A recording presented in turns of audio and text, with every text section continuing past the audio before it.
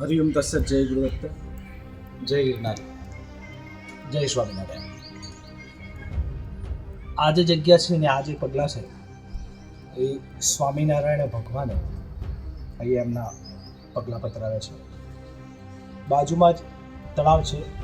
અમે દેદુકા ગામમાં છીએ અને દેદુકામાં એ તળાવમાં ઘોડી સાથે સ્વામિનારાયણ ભગવાન ઉતર્યા અને માત્ર ઘોડીનું અને એમનું મુખારવિંદ જ બહાર હતું, બાકી બધું એ પાણીમાં હવે તરીને આવે સામે કાઢી.